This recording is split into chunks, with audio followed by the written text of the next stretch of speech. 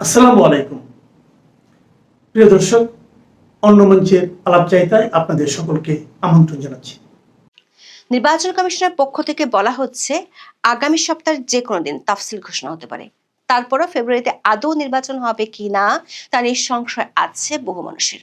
এরই মধ্যে সরকার অনুমোদিত দলগুলো কে কার সঙ্গে ফিরবে, কার সঙ্গে কার হবে জোট, তা নিয়ে বেঁধে আছে পাহাড় সমান গন্ডগোল। দলের ভিতরেও বিশৃঙ্খলার শেষ নেই। ভোটের মাঠে নামার প্রস্তুতি দূরের কথা, প্রধান দলগুলোতে নেমেছে নেতৃত্বের বিপর্যয়। এর মধ্যে বেগম খালেদা জিয়ার অসুস্থতা, তারেক রহমানের দেশে না আসা তৈরি করেছে নতুন সংকট। বিএনপির ভারপ্রাপ্ত চেয়ারপারসন তোপ দাগিয়েছেন তার প্রধান প্রতিপক্ষ জামাত ইসলামের বিরুদ্ধে। তবে ঘরের ভেতরে এসব সমস্যাকে ছাড়িয়ে বাংলাদেশের আগামী সংসদ নির্বাচনের সুতোয় টান লাগছে বঙ্গোপসাগরের ওপার থেকে। সূত্রগুলো বলছে অংশগ্রহণমূলক নির্বাচনের জন্য পর্দার আড়াল থেকে যে আন্তর্জাতিক চাপের কথা এতদিন শোনা যাচ্ছিল, সেটি খুব শিগগিরই প্রকাশ্য হতে শুরু করবে।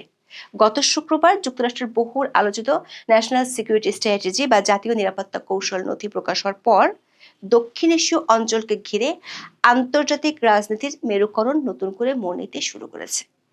এনএসএস এর ওই নথি অনুযায়ী দক্ষিণ এশিয়ায় চীনের ক্রমবর্ধমান প্রভাব মোকাবেলায় যুক্তরাষ্ট্রের প্রধান কৌশলগত অংশীদার এখন ভারত। আর গত 16 মাস ধরে শীতল সম্পর্ক আর বাংলাদেশ সরকারের সাথে পাকিস্তানের সখ্যতার কারণে দিল্লির মাথা ব্যথা এখন বাংলাদেশ।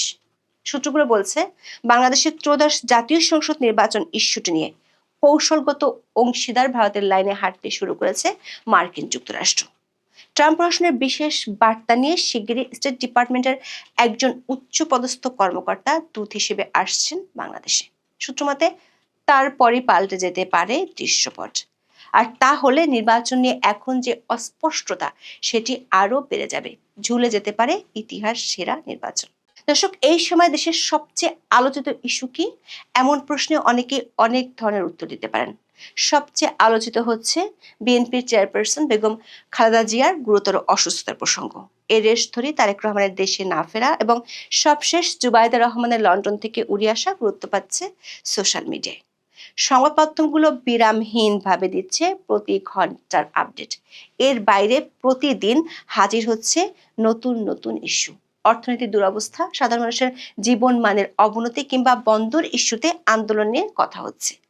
আসছে অংশগ্রহণমূলক নির্বাচনের ব্যাপারে বিদেশি চাপ, আইন শৃঙ্খলার দুরবস্থা, উগ্রপন্থার উত্থানের দিকগুলো।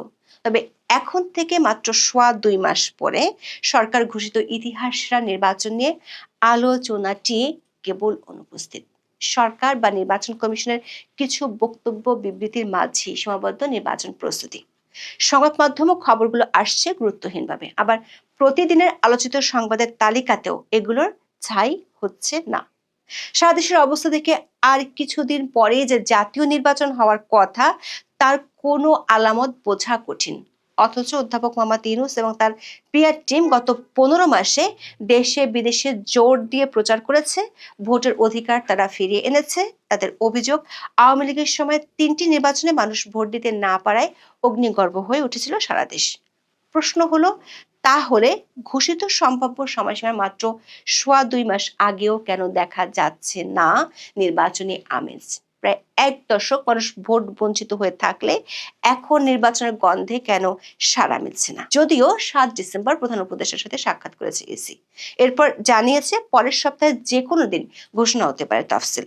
নির্বাচন কমিশনারদের সাথে অধ্যাপক ইউনূসের হাস্যোজ্জ্বল ছবি প্রকাশ পাওয়া সত্ত্বেও শীতের রাতের কুয়াশার মতো চারদিকে নির্বাচন নিয়ে শুধুই অস্পষ্টতা। মানুষের আলোচনায় বহু কিছুই আছে, শুধু নির্বাচন নেই। তবে আগামী ফেব্রুয়ারিতে ইতিহাসেরা নির্বাচনের বিষয়ে ধোঁয়াশা থাকলেও একটি বিষয়ে কারো মাঝে সংশয় নেই, তা হলো ভোটের 2.5 মাস আগেও এমন অস্পষ্টতার নজির দেশের ইতিহাসে কখনোই দেখা যায়নি। সেদিক থেকে ঐতিহাসিক নির্বাচনী প্রস্তুতিহীনতার জন্য এরই মধ্যে ইতিহাসে জায়গা করে নিয়েছে অধ্যাপক ইউনূসের অন্তর্বর্তী সরকার। দর্শক, বঙ্গোপসাগরের বড় একটি অংশের দাবিদার বাংলাদেশ, যা নির্বাচন এখন আর শুধু ব্যালট বাক্সের বিষয় নয়, এটা ভূ রাজনৈতিক স্থপতিদের ডিজাইনের অংশ। বাংলাদেশের অভ্যন্তরীণ জটিলতা যখন চরমে, তখনই বৈশ্বিক ভূ রাজনীতি তার খেলা পরিবর্তন করে দিল। গত সপ্তাহে প্রকাশিত মার্কিন জাতীয় নিরাপত্তা কৌশল বা এনএসএস 2025 আন্তর্জাতিক বিশ্লেষকরা বলছেন, এটি শুধু ওয়াশিংটনের নীতি পরিবর্তন নয়, বরং বিশ্বজুড়ে গণতন্ত্রের উপর আন্তর্জাতিক চাপের মৃত্যু ঘণ্টা। এই নথির ছত্রে ছত্রে লুকিয়ে আছে এক গভীর কৌশলগত পরিবর্তন, যা বাংলাদেশের নির্বাচন, স্থিতিশীলতা এবং ভবিষ্যৎ গণতন্ত্রের উপর সরাসরি প্রভাব ফেলতে পারে।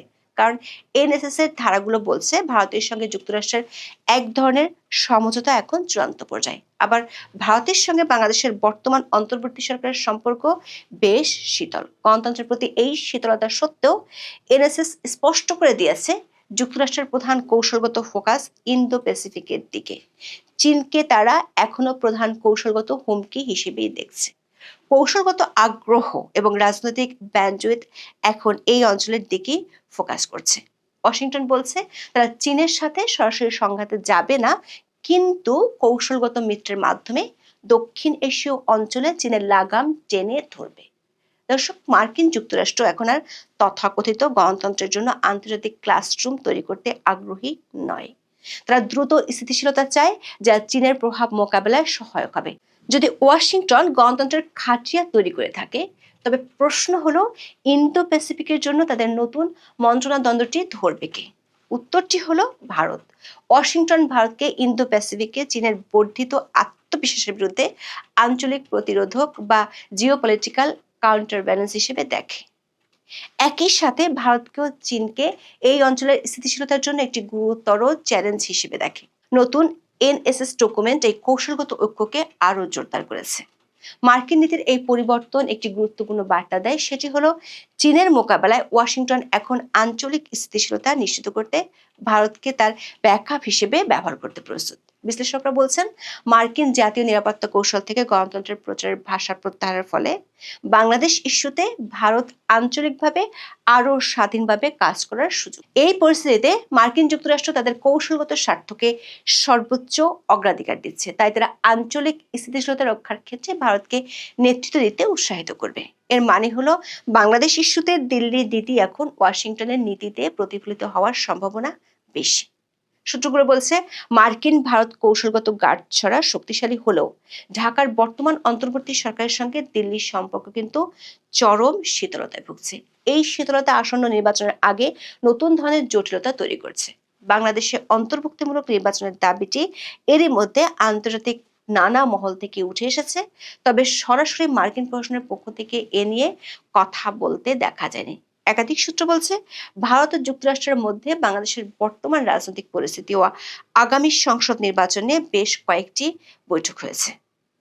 দর্শক, বাংলাদেশের মার্কিন দূতাবাসে এখন কোনো পূর্ণাঙ্গ রাষ্ট্রদূত নেই। Tracey Ann Jacobson charge the affairs হিসেবে গত বাইডেন সরকারের শেষ দিকে নিয়োগ পেয়েছিলেন। তবে ট্রাম্প প্রশাসন ব্রেন্টকে বাংলাদেশের রাষ্ট্রদূত হিসেবে নিয়োগ দিলেও সিনেটের চূড়ান্ত অনুমোদন এখনো হয়নি। সূত্রগুলো বলছে, শিগগিরই ট্রাম্প প্রশাসনের একজন দূত বাংলাদেশ সফরে আসবেন। তিনি ইউএস স্টেট ডিপার্টমেন্টের দক্ষিণ এশীয় বিভাগের দায়িত্বপ্রাপ্ত একজন কর্মকর্তা, যার সাথে মার্কিন পররাষ্ট্রমন্ত্রী মার্ক রুবিওর খুব ভালো সম্পর্ক। ট্রাম্প প্রশাসনের বিশেষ বার্তা নিয়ে তিনি বাংলাদেশে আসবেন। সেই বিশেষ বার্তাটি এনএসএস এর নতুন নীতির আলোকেই হবে এমন তথ্যই জানা গেছে। সে বার্তাটি হবে অন্তর্ভুক্তিমূলক নির্বাচনের আর চীনের কাছ থেকে দূরে থাকার বার্তা।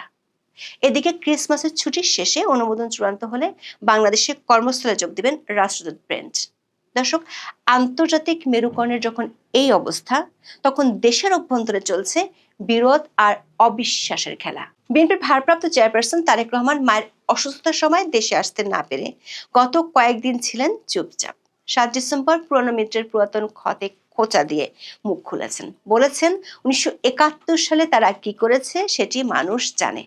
জামাতের আইনজীবী শিশির মনিরের বিরুদ্ধে দায়ের হয়েছে মামলা। সাংবাদিক শওকত মাহমুদকে বাসা থেকে আটক করেছে ডিবি পুলিশ। বিএনপির নীতি নির্ধারক পর্যায়ের কয়েক নেতার আশঙ্কা, দলটির এখন যে অবস্থা তাতে ফেব্রুয়ারিতে ভোট হলে তারা বিপর্যয় দেখতে পাচ্ছেন। নির্বাচন কমিশনের 4 ডিসেম্বর এক বৈঠক শেষে বলেন, অনিবার্য পরিস্থিতি ছাড়া বিএনপি নির্বাচন প্রক্রিয়ার বাইরে যেতে চায় না। এই অনিবার্য পরিস্থিতি কি সেটি নিয়ে দেখা দিয়েছে প্রশ্ন। আবার নির্বাচনের কথা দলটির নেতারা মুখে বলল, মিত্রদের সঙ্গে তাদের বাড়ছে দূরত্ব।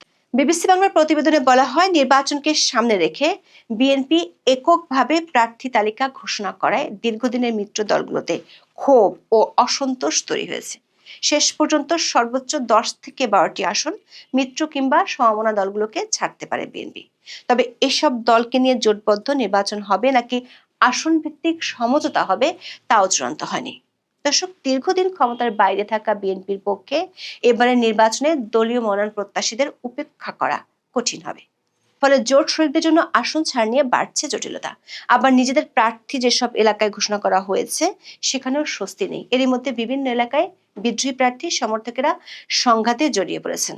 বিএনপির সঙ্গে জোট করবে শোনা গেলেও এনসিপি শেষ পর্যন্ত জোট করেছে নাম সর্বস্ব দুটি দলের সঙ্গে। এদিকে লেবার পার্টির সভাপতি মোস্তাফিজুর রহমান ইরান তো বিবিসি বাংলাকে সরাসরি বলেছেন, তারা আর বিএনপির সঙ্গে নেই।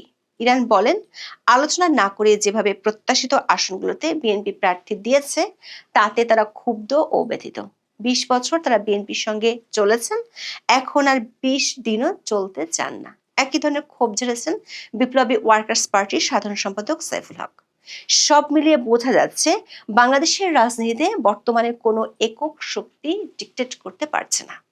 দেশের অভ্যন্তরীণ রাজনৈতিক জটিলতা, অর্থনৈতিক অস্থিরতা এবং আন্তর্জাতিক ভূ রাজনৈতিক সমঝোতার এই খেলায় শেষ হাসি জনগণের মুখে ফুটবে কিনা তা নির্ভর করছে সংস্কারগুলো কতটা কার্যকরভাবে বাস্তবায়িত হচ্ছে তার উপর। তবে একটি বিষয় বেশ স্পষ্ট, খেলার ফলাফল নির্ধারণ করছে না কেবল ঢাকা, বরং দিল্লি এবং ওয়াশিংটনের কৌশলগত যুগলবন্দি, যেখানে এনএসএস একটি বড় ফ্যাক্টর। এই এনএসএস এর কারণে ভূ রাজনৈতিক বাধ্যবাধকতা তৈরি হয়েছে যে বাংলাদেশের ট্রানজিশন যেন নিয়ন্ত্রিত হয় এবং আঞ্চলিক স্থিতিশীলতা যেন বজায় থাকে। বাংলাদেশের রাজনীতি এখন এমন এক সিরিয়াল যেখানে প্রধান চরিত্ররা সব দেশের বাইরের এক প্রতিবেশী চায় তার পছন্দের লোক থাকুক, আর আরেক পরাশক্তি চায় তার প্রতিদ্বন্দ্বী যেন না থাকে। আর বাংলাদেশের মানুষ, তারা কেবল দর্শক, যারা রিমোট হাতে নিয়ে বসে আছেন, ভাবছেন কখন এই নাটকের পর্ব শেষ হবে। সংস্কার হচ্ছে, সংবিধান বদলাচ্ছে, কিন্তু সেই পুরনো প্রশ্নটা থেকেই যাচ্ছে, ভোটে কি ভোটটা দেওয়া যাবে নাকি শুধু হাত নেড়ে আসতে হবে। এখন এ পর্যন্ত। সবাই ভালো থাকুন, সুস্থ থাকুন, নিরাপদে থাকুন। দেখা হবে আগামী পর্বে।